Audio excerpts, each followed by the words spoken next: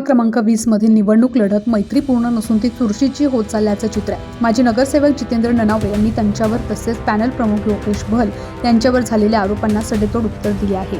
Covid काळात remdesivir injection black मार्केटमध्ये विकताना पकडलेल्या 2 आरोपींना वाचवणारे आका कोण आहेत हे जनतेला माहीत असल्याचा गंभीर आरोप त्यांनी केला. केवळ जनतेची दिशाभूल करून पुन्हा फसवण्याचा प्रयत्न करू नका असा स्पष्ट टोला ननावरे यांनी लगावलाय. त्याचवेळी सुलक्षणा शिलवंत धळ यांच्यावरही अनेक गंभीर आरोप करत निवडणुकीतील वातावरण अधिक तापवले आहे. नागरिकांना आम्ही सकाळपासून भेटतोय. आजपासून आम्ही हाऊस टू हाऊस चालू केलेले, घर टू घर फिरतोय. माननीय योगेश बहल साहेबांच्या नेतृत्वाखाली आणि श्यामअण्णांच्या मार्गदर्शनाखाली आमच्या पॅनलची वाटचाल ही विजयी दिशेने चाललेली आहे. नागरिकांचा प्रतिसाद अतिशय छान आहे.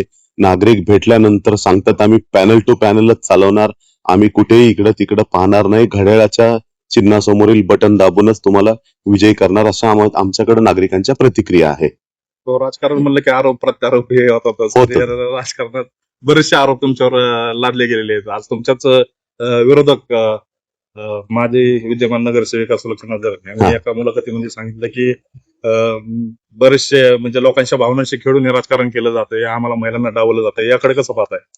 हा हास्यास्पद मुद्दा आहे मुळात. मला तर म्हणजे तुम्ही हे विचारलं मला हसायला येते. नागरिकांच्या भावनेंशी खेळतय कोण? आपण त्याचं आत्मपरीक्षण करावं. त्यांना माझा सल्ला आहे. आज तुम्ही पाहत असाल आम्ही 9 वर्ष म्हणजे मी माजी नगरसेवक असताना माझा पराभव झाला होता, तरी देखील मी काम करत होतो आणि काम करत आलोय. त्या ताईंकडे मुळात म्हणजे मला हसायला येते. त्यांच्याकडे दाखवायला एकही काम नाही. त्यांना फक्त रडणं, पडणं, आदळआपट करणं आणि मी फक्त भावनिक होऊन मतं मागते एवढंच त्यांच्या म्हणजे त्यांच्या आत्ताच्या अवतारावरून दिसते.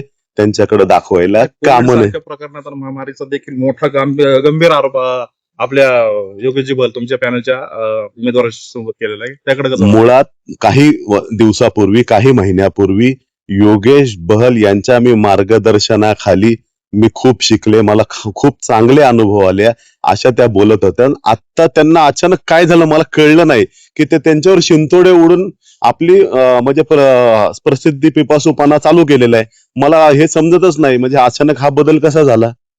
एकेकाळी भ्रष्टाचाराचे देखील आरोप त्यांच्यावर होतात. कोविड काळात बरेचशा मशिनरी वगैरे असं वेगवेगळे आरोप, गंभीर आरोप होत आहेत. त्याकडे कसं पाहताय? तुमची भूमिका काय असणार त्या बाबतीत? माझी भूमिका स्पष्ट आहे. केवळ या महिलेने, या म्हणजे आता माझ्यावर आरोप करतोय त्या महिलेने स्पर्श सारखा घोटाळा तुम्हाला आठवत असेल.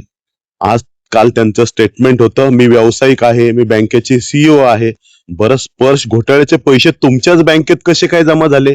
3,28,00,000 3,28,00,000 तुमच्याच बँकेत कसे जमा झाले आणि ते डिस्ट्रीब्यूट कसे झाले? याच्याकडे सगळं आमच्याकडे कच्चा चिट्टा आहे ना. आम्ही वेळ आल्यावर ते खोलणारच. आज त्या सांगतात आम्ही मास्क वाटले, हे वाटले, ते वाटले. मास्कच्या प्रकरणात देखील तुम्हाला माहितीये त्यांनी स्वतः म्हणजे जनतेला त्या दाखवत होत्या की आम्ही खूप दिलदार आहोत, आम्ही मास्क वाटतोय, आम्ही खूप काम करतोय. पण मुळात मुद्दा असा होता की त्यांनी त्यांच्या पतीच्या नावे त्यांनी ते मास्क खरेदी केले होते आणि ते वाटत होते. म्हणजे एका बाजूला दाखवायचं आम्ही नागरिकांचे भाव म्हणजे नागरिकांची मदत करतोय आणि दुसऱ्या बाजूला टेंडरचा धंदा चालू म्हणजे जोमत धंदा यांचा चालू होता. हे सगळं नागरिकांनी पाहिलंय ना. रेमडेसिविर असेल, 2 मुलं ज्यावेळेस रेमडेसिविर चोरून विकताना पकडली त्यावेळेस यांची भूमिका काय होती? CP ऑफिसला जाऊन थैथयाट कुणी केला? राष्ट्रवादीच्या नेत्याच्या दारात हात जोडून विनवण्या कुणी केल्या? माझ्या भावाला वाचवा, माझ्या भावाला वाचवा. हे नागरिक विसरणार नाही. याचा सगळा कच्चा चिट्टा आम्ही येत्या काही काळात जनतेसमोर मांडणारच आहोत.